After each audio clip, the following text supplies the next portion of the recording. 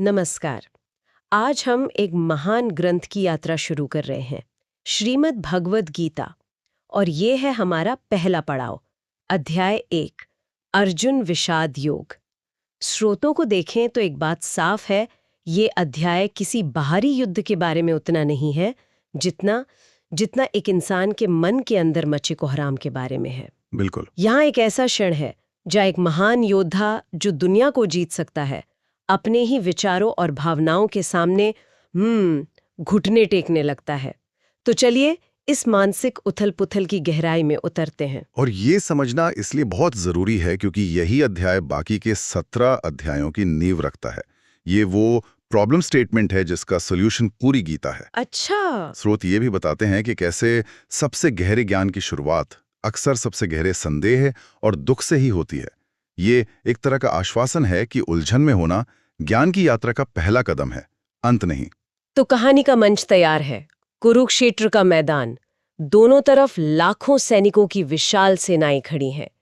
एक तरफ कौरव, दूसरी तरफ पांडव। शंख बज चुके हैं। हाँ, युद्ध की घोषणा हो चुकी है। माहौल में इतना तनाव है कि हवा भी भारी लग रही है। सब कुछ तैयार है, बस पहले बाण के चलने की देर है। और ठीक इसी निर्णायक क्षण में एक बहुत ही अजीब बात होती है। पांडवों का सबसे बड़ा हीरो अर्जुन लड़ने की जगह अपने सारथी भगवान कृष्ण से एक बिल्कुल अनएक्सपेक्टेड रिक्वेस्ट करता है। वो कहते हैं, हे कृष्ण, मेरा रथ दोनों सेनाओं के ठीक बीच में ले चलो। वो देखना चाहते हैं कि उनके विरोधी कौन है। ये बात सुनने में जितनी सीधी लगती है उतनी है नहीं। सही कहा। अर्जुन कोई नौसिखिया नहीं है, वो एक महायोद्धा है। उसे पता है कि युद्ध में सामने कौन है। उसने सालों तक इस युद्ध की तैयारी की है। तो फिर ये क्यों? इसलिए ये अनुरोध रणनीतिक नहीं बल्कि भावनात्मक है।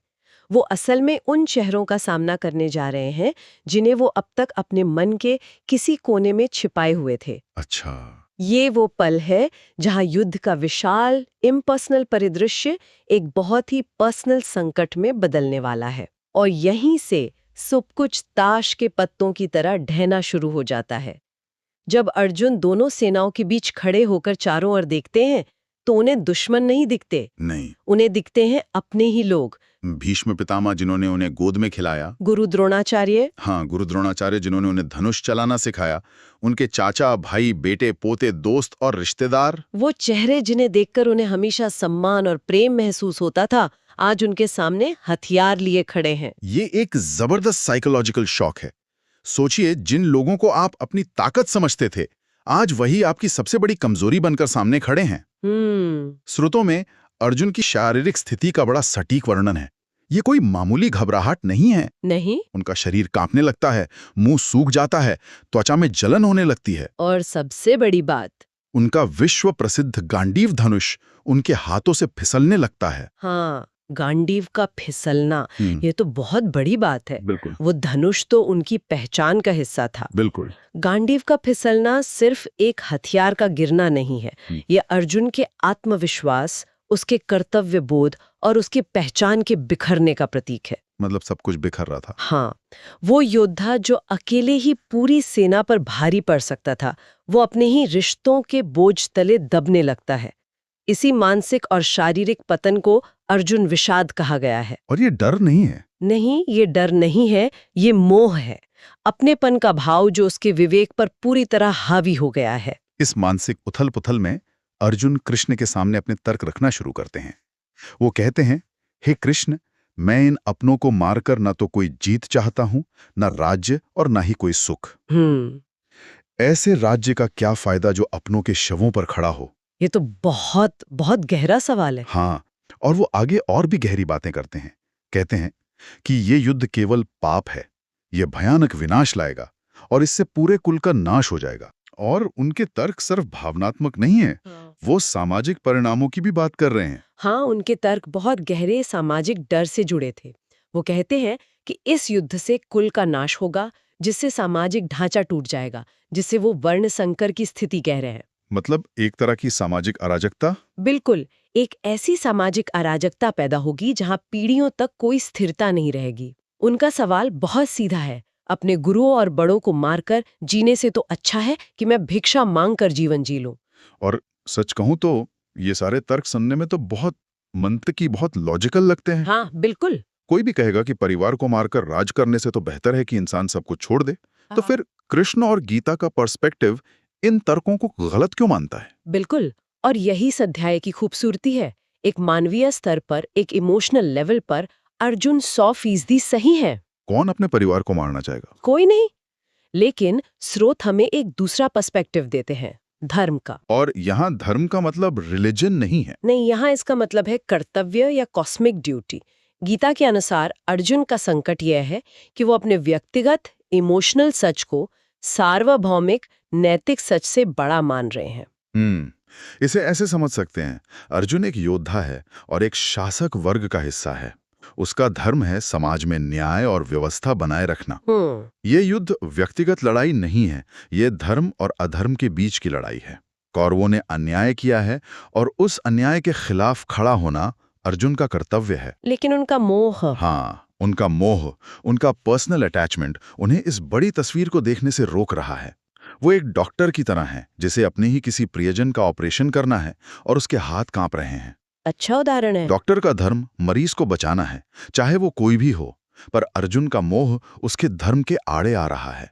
अच्छा, तो ये मोह एक तरह का फिल्टर है जो हमें बड़ी तस्वीर देखने से रोक रहा है और सिर्फ हमारे अपने व्यक्तिगत दर्द पर फोकस करवा रहा है। एकदम सही। वो भविष्य के उन भयानक परिणामों की कल्पना कर रहे हैं जो शायद सच भी हों, लेकिन वो उस मूल कारण को भूल रहे हैं जिसके लिए ये युद्ध हो रहा है, न्याय की स्थापना।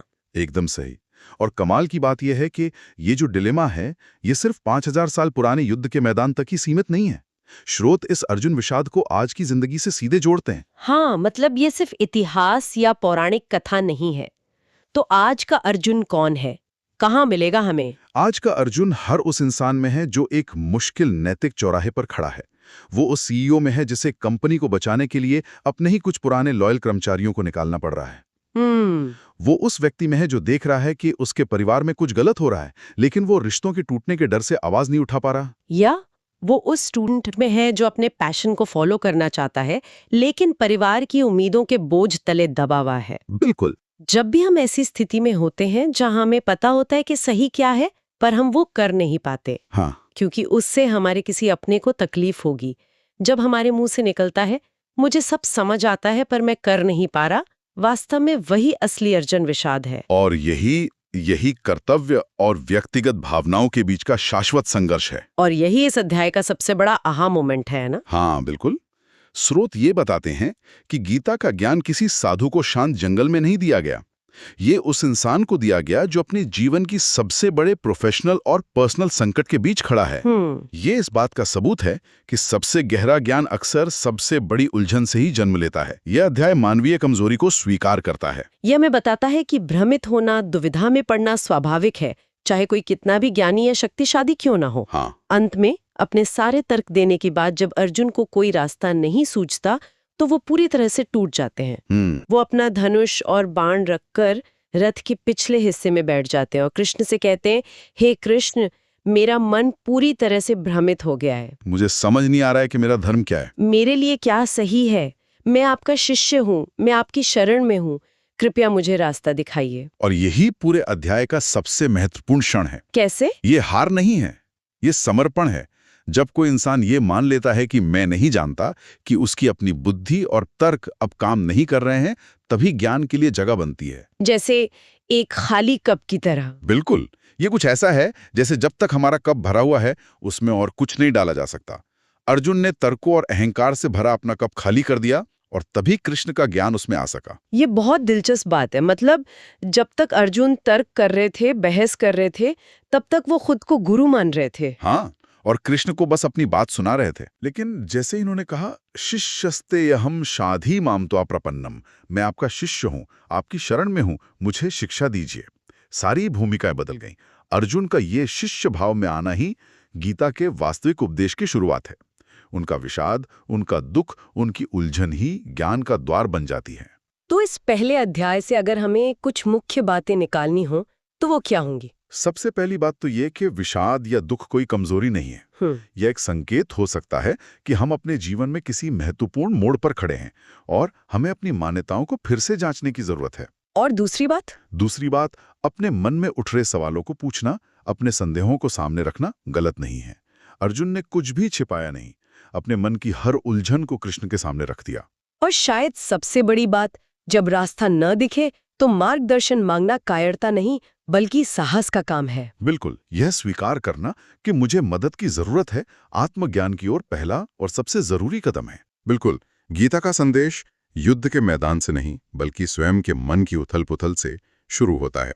यह अध्याय हमें उस स्थिति में लाता है जहां हम ज्ञान प्राप्त करने के लिए मानसिक रूप से तैयार होते हैं। ये सिखाता है कि जवाब खोजने से पहले सही सवाल पूछना जरूरी है। और ये मानना जरूरी है कि हमें जवाब नहीं पता। अगले अध्याय में श्री कृष्ण अर्जुन के इस विषाद को दूर करने के लिए जीवन और मृत्यु, आत्मा और शरीर के सबसे गहरे रहस्यों पर से पर्दा उठाएंगे। हमारी इस यात्रा का अगला पड़ाव होगा सांख्य योग। एक बहुत ही महत्वपूर्ण अध्याय। जाते जाते एक विचार, जिस तरह अर्जुन के सामने उनके अपने लोग, उनका अपना मोह कर्तव्य के रास्ते में बाधा बनकर खड़े थे, क्या हमारे जीवन में भी कोई ऐसा मोह है? कोई व्यक्ति? हाँ, कोई व्यक्ति, कोई आदत, कोई विचार जो हमें सही निर्णय लेने से रोक रहा है। सोचने वाली बात है। किताब सार के साथ जुड़े रहने के लिए धन्यवाद। शांत रहिए, ध्यान से सुनिए।